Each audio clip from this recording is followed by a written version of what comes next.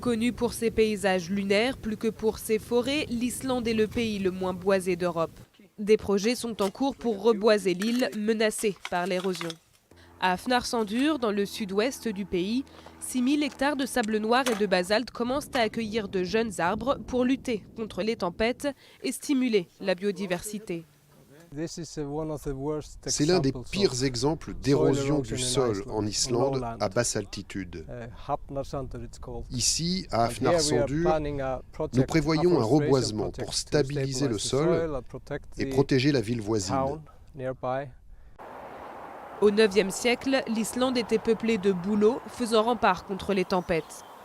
Dès leur arrivée, les Vikings ont rasé les forêts pour en faire des pâtures et du bois, ils en ont fait des habitations.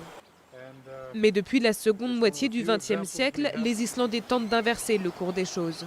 Une tâche difficile dans un milieu où les arbres poussent plus lentement qu'ailleurs.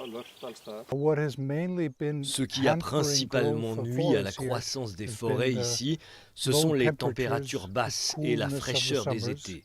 Mais nous nous rendons compte que cela évolue à cause du changement climatique, à cause du réchauffement planétaire. Pour faciliter l'élimination du carbone dans l'air, l'Islande cherche à diversifier ses forêts naissantes.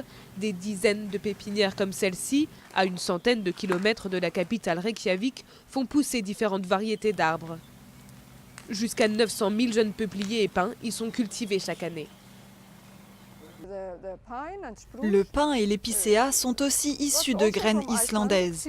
À l'origine, ils viennent d'Alaska.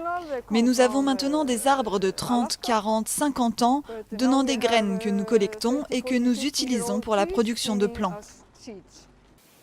L'Islande a fait du reboisement une priorité dans la lutte contre le dérèglement climatique.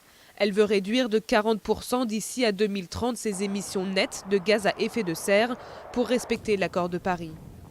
Un travail de longue haleine, car pour l'heure, seul 0,5% de l'île est boisée.